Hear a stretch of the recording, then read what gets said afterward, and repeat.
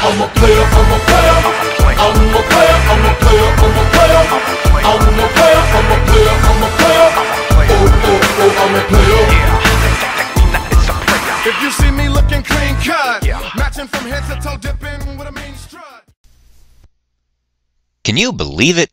Better sound quality for the intro, a proper fade out instead of an awkward, abrupt cut. It may be hard to believe, but this is indeed another episode of Ghettofabulous Warhammer. Now, I assure you, for every step forward we make in quality, we take another 2 back, as you'll see later. Today's report is my first foray against Wood Elves, against my opponent from episode 1. While a veteran player, he's still pretty new to Wood Elves, so we'll see how things work out for him. Here's his army list, which I once again didn't get a detailed version of. I didn't know what to make of it at the time, and I don't know what to make of it now, really. I knew that they shoot, I knew the Wild Riders would kill whatever they touched, and I know that they're elves, so they're not too tough to kill if you can actually hit them. He's still building his army, so in the photos you may notice that there are actually some dwarves proxied for some units. Half his Glade Guard units had True Flight, and half had Arcane Bodkins, but I kept forgetting which is which. Really, it didn't make too much of a difference for my units, since they don't have very good armor anyway, so they just die regardless. My list is pretty similar to last episode, and I think I'm settling into a pretty comfortable pattern. No big blocks of troops, a lot of mobility, a lot of range attacks, just harassing and wearing things down. I did give my Supreme Sorceress a Rod of Grounding. I've seen some bad miscasts in some recent games, and it seemed prudent to add a little extra insurance. In general, for those listening and not reading, it's a level 4 with metal on a horse with a 5-up ward, the Ruby Ring, and a Rod of Grounding. I've got 2 masters on Pegasus. One has the Cloak of Twilight and a Lance, and the other has a Sword of Might. That's the +1 strength one. Charmed Shield, and the Dawnstone.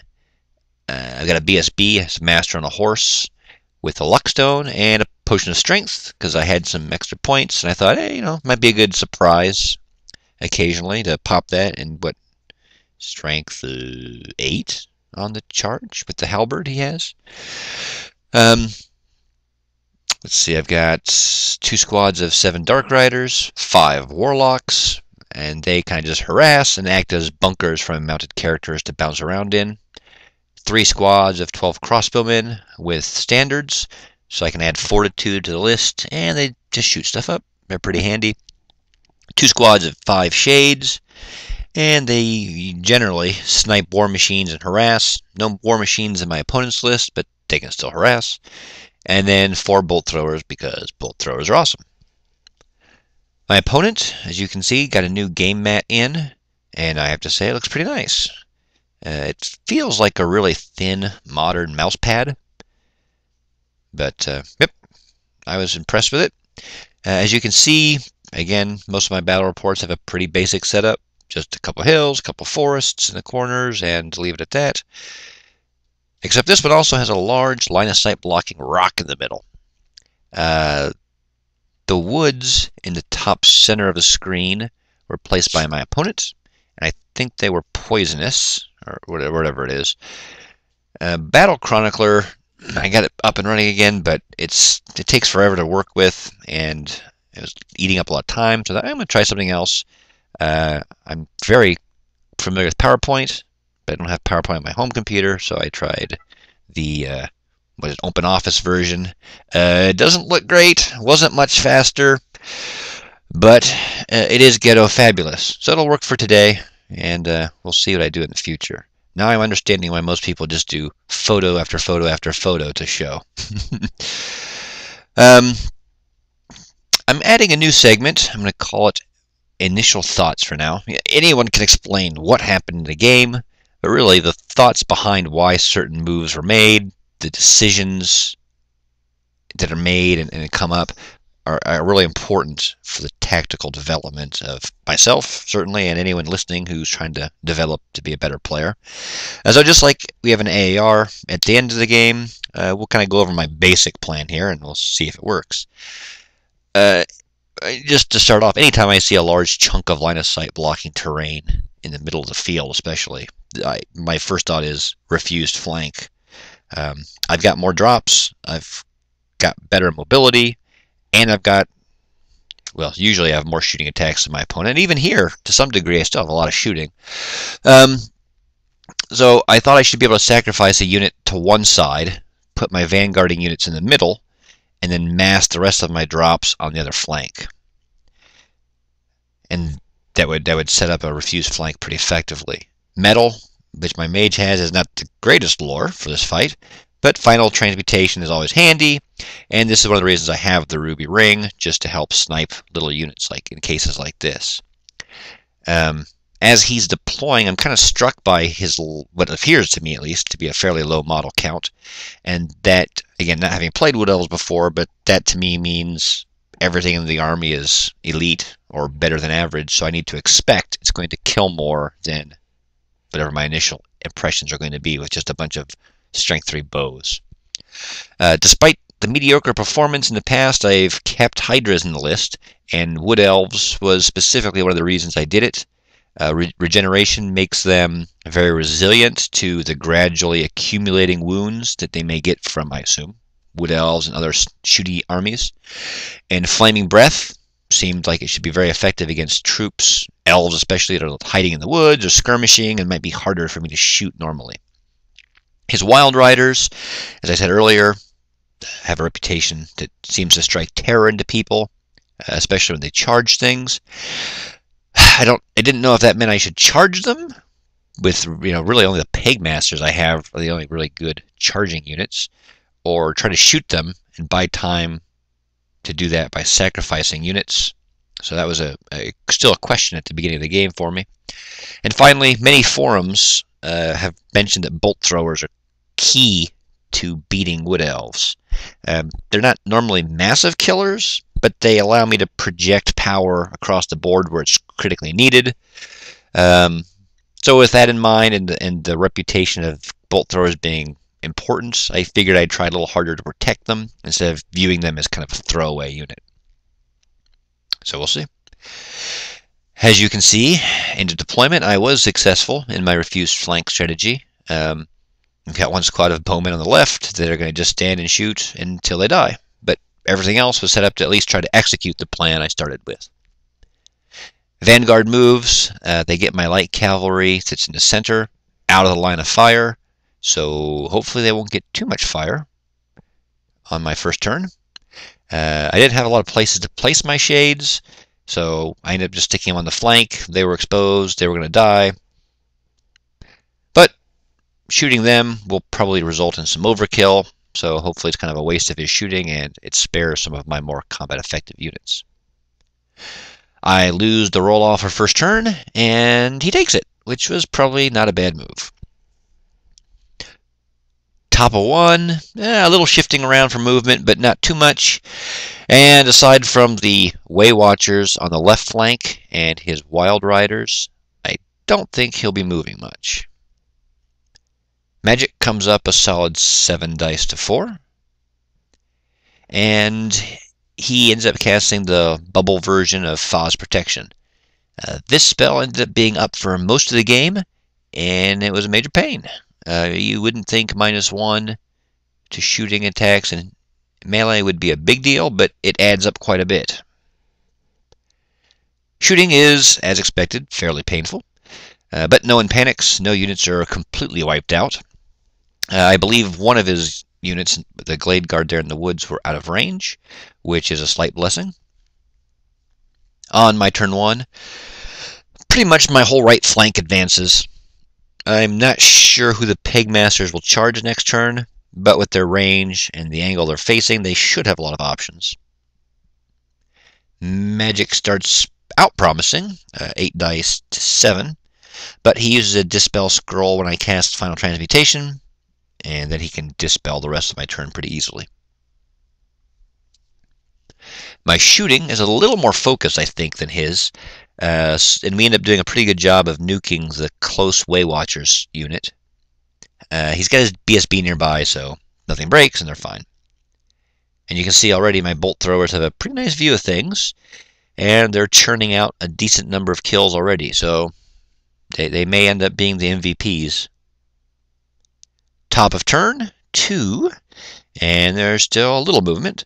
The blasted unit of Way Watchers actually moved into the forest there by the Glade Guard, and in a slide or two you'll see it kind of catch up. Magic, a little weak this turn, 3 dice to 2, but it is enough for him to get the boosted version of Foz Protection off. His shooting is a little tidier this turn, not leaving any scraps behind and cleaning 3 whole units off the table. I was a little disappointed to see a whole squad of 7 Dark Riders just obliterated, but again, nobody panicked, and my units are cheap, so it's not a crippling loss, and I've learned to accept that it will happen.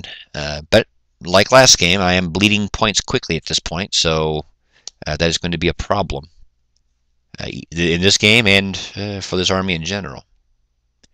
So my turn 2 comes up, and here's another kind of decision point. What to do.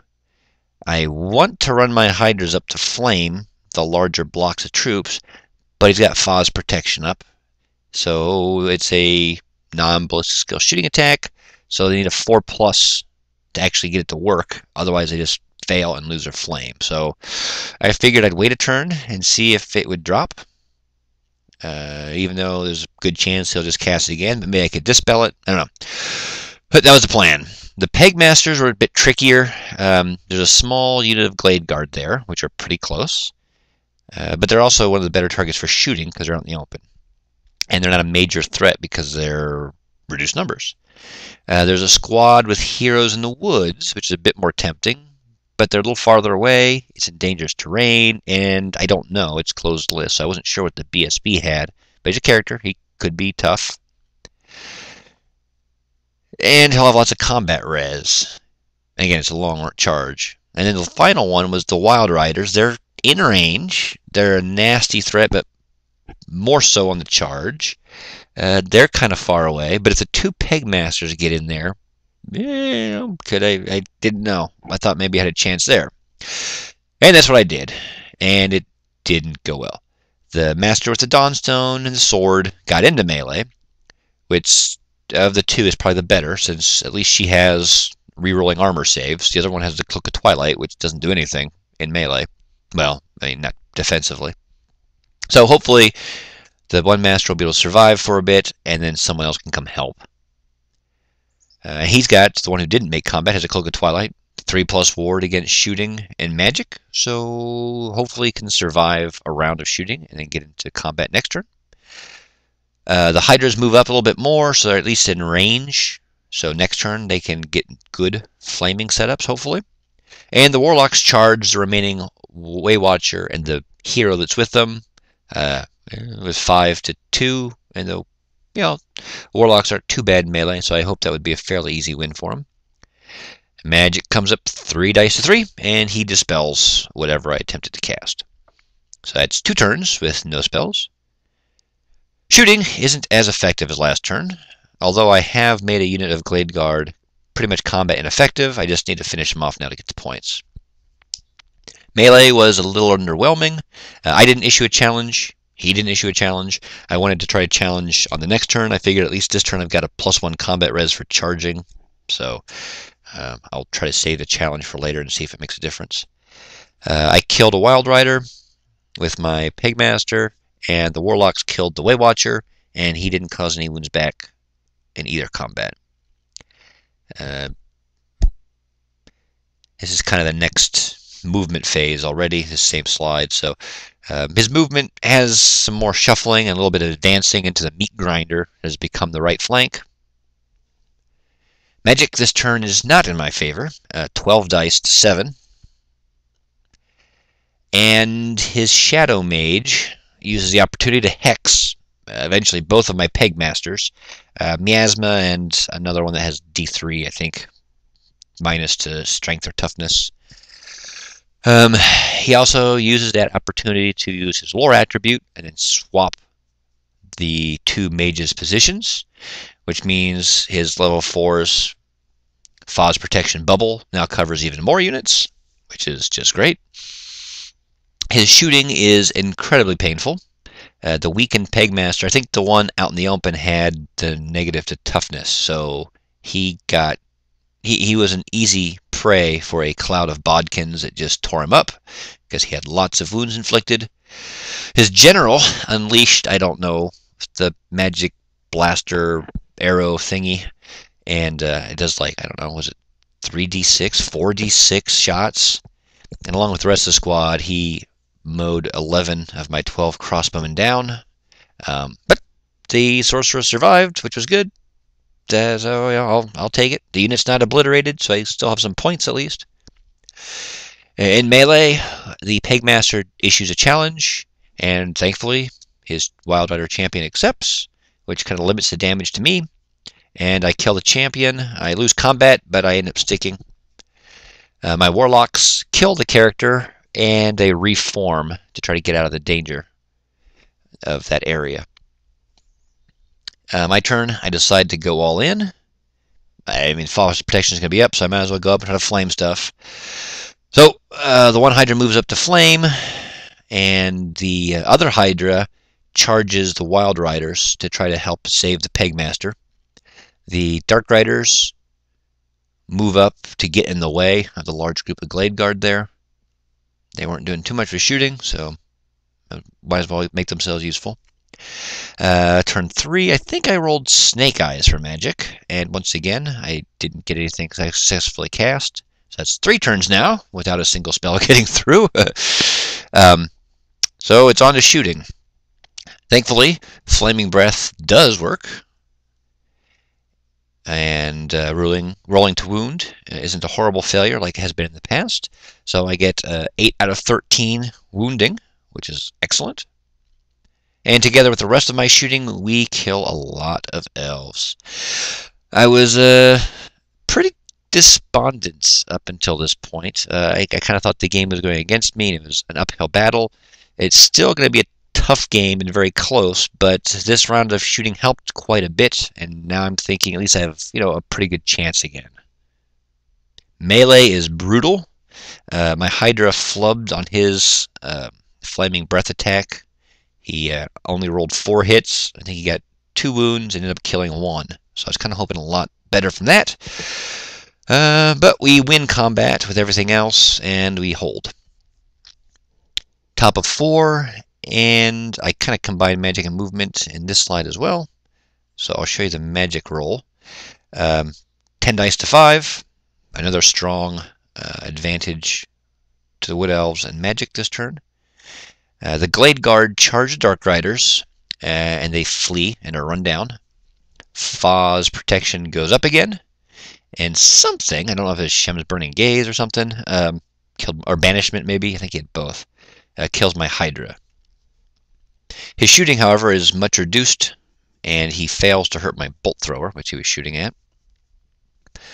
I win combat with the Riders, and they reform to face the unit in the wood's rear. So it was nice to kill the Wild Riders off, and it's setting up, hopefully, something good for next turn. Bottom of 4, and I don't know the game well enough to be sure, but I have to imagine 4 Warlocks, the Hydra, and the Pegmaster charging that Elf Glade Guard unit's rear. I don't know. Statistically, again, I don't know the math hammer well enough in fantasy yet, but I think it's the right move. My lone crossbowman on the right there keeps backpedaling, trying to stay away and not get killed. Everyone else stands to maximize shooting. And let's just give a little love to the left flank there. So little accomplished over 4 turns. But I finally get a strong magic phase. I now have 12 dice to his 6, and something, hopefully, should go off. I put 2 dice into the ruby ring, A, to make sure it goes off, and B, just to make it a little more harder to dispel if it wants to, and I roll boxcars. So the ring is destroyed because it goes off irresistibly, but I put a couple wounds out. I'm not sure exactly how it worked. Maybe he allocated, but 1 wound ends up going on his level 2 caster, which is great. My Warlocks then cast Soul Blight, and they get that off irresistibly as well. They get on the Glade Guard, which is nice, it'll help them, but in return 2 of their number die, and he dispels the rest of my phase. So it wasn't as good as I had hoped, but at least I got a couple spells off. I have limited targets to shoot at this turn, and his overrun pulled his squad outside of Fa's protection, so my shooting is able to, I think the technical term is blasterate his general's unit, which also conveniently pulls my sorceress's squad out of his charge arc. Melee does not go too well for me. His BSB challenges, and my Pegmaster accepts. And again, I think he had a +3 strength sword. I've got a -1 to hit, so it was a little rough. He did some clever casualty removal, which meant my Hydra wasn't able to use his regular attacks. He wasn't touching the unit, although our understanding was he could still use his Thunder Stomps. So he got a few wounds in through there. And yeah, things are not going quite as well as I had hoped here. Top of 5, and precious little left to move. Magic is 9 dice to 5. So again, another pretty strong phase for him. But no more Fa's protection. I'm not sure why. Maybe I dispelled it. Maybe he failed. But he did get Time Warp through. So that's going to help his unit disengaged. Shooting wipes out my squad on the left, and again leaves my sorceress in a horribly ravaged unit, but she is not dead. Melee goes terribly wrong, and my units die, and or flee, and are run down. Kind of a mix of both.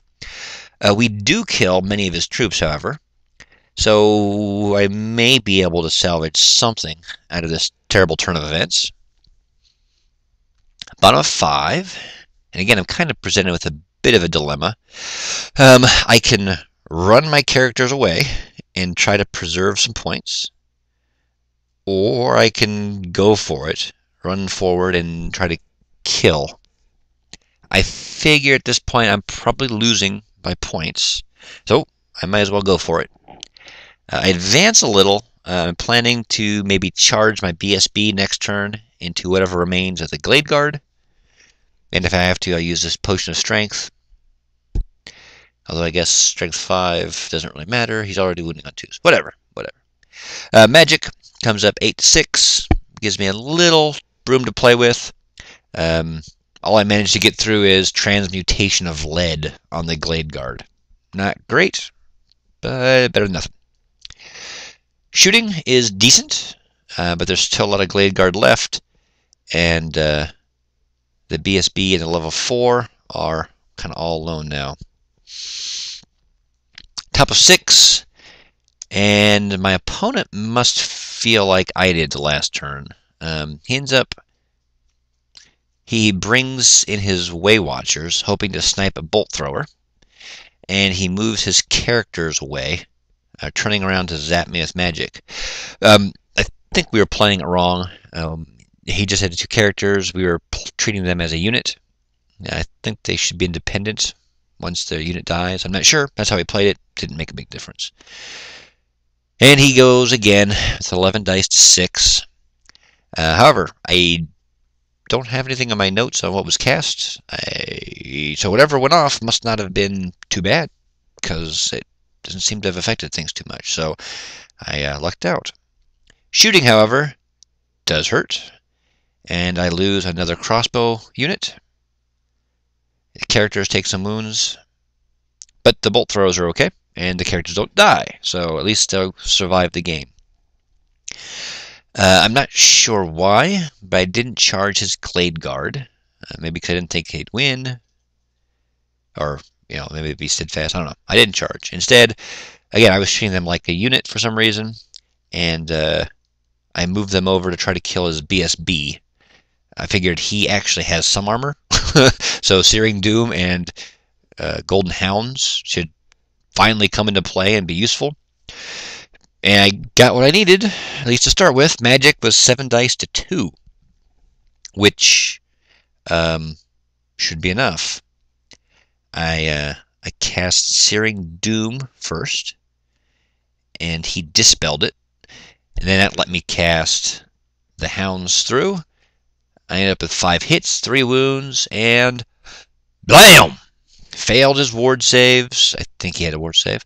And he gave me a much-needed boost in points. So the Hail Mary play paid off, but I still was not out of the woods, so to speak, until the Bolt Thrower stepped up, and between the 4 of them, they obliterated the Way Watchers that had come out to shoot at them. Leaving this poor scene as the only survivors in the game, that and the one crossbowman to the right a little bit who's out of frame. Which means another glorious victory for the Dark Elves. This game was very stressful. It was touch and go the whole time, and it was a bloody slaughter to boot. Still, it was a lot of fun and very educational. Which, speaking of educational, what did we learn? We learned a lot.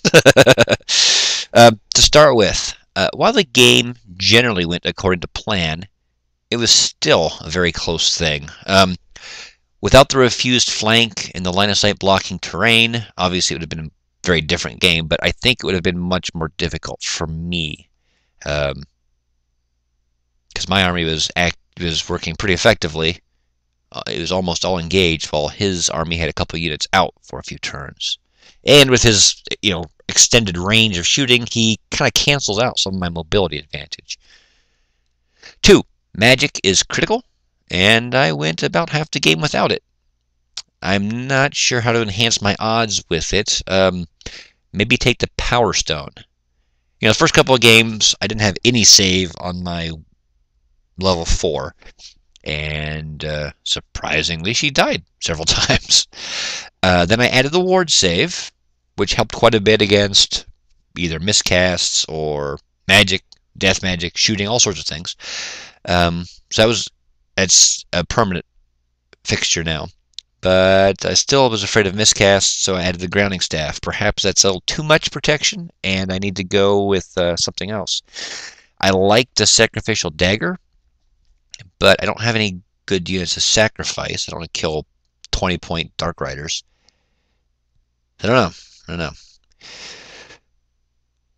Not a great match for metal against Wood Elves, but metal always has some use. With, again, Final Trans, you have some potential buffs and debuffs, maybe some character sniping with Searing Doom or the Hounds. I don't know, there's 3 needs that my army has that I want magic to cover. Sniping things, characters specifically, or maybe monsters, creatures. Killing armored targets, and killing big blocks, massive troops. Death and metal are the 2 I kind of keep bouncing back and forth between. Death can potentially generate more dice, which fixes the earlier problem of not having enough magic. I don't know. Neither one of them seems to do all 3 very well. Both of the death and magic seem to cover 2 of those needs, maybe not necessarily 3. I don't know. That's something I may bounce back and forth between a little bit more. This mobile MSU style of army is very dangerous, like I found out last game, and this one too, because I just give up points so quickly. Shooty and very magic missile armies are going to be especially difficult. I do like how fantasy in general, at least from my limited experience, seems to balance the pros and cons of different sized units. Big blocks are easy to avoid, but they crush things they hit, and they're hard to completely wipe out to get points. Small units are hard to grab, but they die easily and give up points quickly, and medium is the middle ground. I've chosen an extreme, and for that, I have to take extreme risks. Next point, I'm getting better at using my Hydras. They're still, I think, one of the weakest links in my army. Probably them and the Shades are the ones I feel least happy about. The Flaming Breath is good, but it's really overpowering or game-changing. And they can't handle most units in melee on their own, which would be fine because they're kind of designed to help support units in melee, except I don't have many units that are good in melee for them to support. So, I know, they're an odd fit. I kind of like the models. I like the idea of them. I don't have much to replace them with at this point, so they'll stay for a while, but they will probably be something that at least I attempt to change and test things out. Bolt throwers, as I've seen reported in the past, did prove incredibly useful in this battle. They were critical to my victory, and I've always been pleased with them, but this battle they were especially effective. Going all the way back to turn 2, I'm still torn on my decision to charge the Wild Riders with the Pegmasters. I could have charged that weakened Glade Guard unit, and looking at my rolls, both the Masters would have reached. I'm confident I would have killed them. I would have overrun into the large group of Glade Guard with the BSB and the Wizard. I don't know. Then my Master with the Lance and the Cloak of Twilight could have accepted the challenge. He's got Killing Blow and D3 wounds because he charges. So I don't know. That may have, I don't know. It may not have made a big difference. It may have, but with the game in general being so close, and my army not having a lot of other decisions to make, I mean, we stand and shoot, we cast the spells and move around a bit. That was the major point in the game where I had a big choice to make. And because the game was so close, a major decision like that could have made a big difference in the outcome.